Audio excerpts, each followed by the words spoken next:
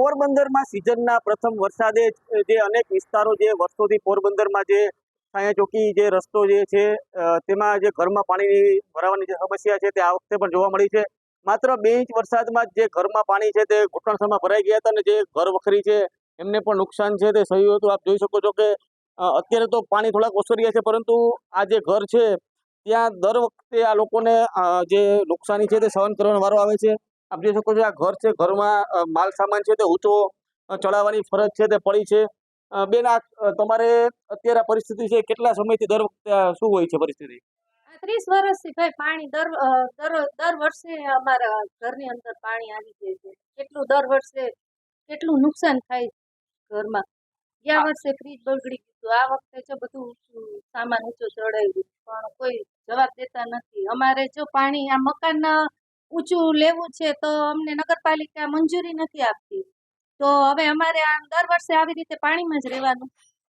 તો તમારે એમ કે આ મકાન અમને ઊંચું લેવાની નગરપાલિકાને આટલી રજૂઆત છે કે અમને મંજૂરી આપે તો અમે આ મકાન ઊંચું લઈ શકીએ. તો પાણીમાં પાણી હોય તો અમારે જમવું કઈ રીતે? આની અંદર રસોડામાં તમે જોઈ શકો છો જો કેટલું બધું અત્યારે પાણી ઉતર્યું છે, પણ પાણી આખું જો ફ્રીજ ને બધું ઊંચું ચડાવ્યું. દર વર્ષે આટલો સામાન આટલી નુકસાની થાય છે અમારે ઘરમાં પણ જોઈ શકો છો કે જે તમામ જે બધું ખરાબ ઘર વખરી છે તે શહેરના જે ખીજડી પ્લોટથી છાયા ચોકી તરફ જે રસ્તો છે તે રસ્તા પર જે ઘર આવે છે તે ઘરમાં જોઈ શકો છો કે તળાવ સમાન જે દ્રશ્ય છે તે જોવા મળી રહ્યા છે. ઘરમાં પાણીને છે તે પાણીનો જે જમાવડો છે તે થયો છે અને લોકોને જે હેરાનગતિ છે તે સામનો કરવો પડી રહ્યો છે. છેલ્લા 2 વર્ષથી જે રસ્તા બનવામાં આવ્યા છે, સીસી રસ્તા, તેમાં પાણીની જે યોગ્ય નિકાલ માટેની વ્યવસ્થા ન કરવામાં આવી હોવાથી જે પાણી છે તે ઘરમાં ઘૂસી રહ્યા છે, જેના કારણે ઘર વખરી તેમજ જે માલ સામાન છે તેની નુકસાની છે તે થઈ રહી છે લોકોને. આપ જોઈ શકો છો કે જે માજી છે તે અત્યારે ગોઠણથી નીચે સુધી પાણી જે છે તેના કારણે પાણીનો હજી પણ આપ જોઈ શકો છો કે ઘરમાંથી કાઢતા જોવા મળી રહ્યા છે અને જે નુકસાની છે તે નુકસાની તેઓને થઈ રહી છે. માજી, આ જે તમારે પ્રશ્ન છે એ કેટલા સમયથી આ પાણી ભરાવાના પ્રશ્ન છે જોવા મળે છે? આમ તો 3-4 વર્ષથી આ ફળિયામાં આવતું, પણ 2 વર્ષથી આ ઘરમાં ગળી જાય પાણી.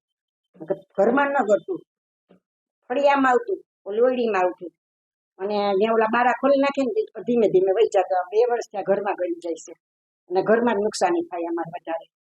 અને આ પહેલો વરસાદ છે, હજી તો માત્ર 1.5-2 ઇંચ જેટલો વરસાદ પડ્યો છે, તો આ પાણી કાઢતા કેટલો સમય તમારે લાગશે હજી? અને કેવી અત્યારે બીક છે? હજી તો શરૂઆત છે. તો હજી હવે અમારો છોકરો છે ને મોટરની તપાસ કરવા ગયો તો આ ઉલેજશું અમે મોટરથી ઉલેતી કાઢશું. મારો દીકરો બાળી ને વો અમારા પૂરા દિવસે છે, ડિલિવરી ઉપર છે, એનાથી કામ થાય નહીં કઈ.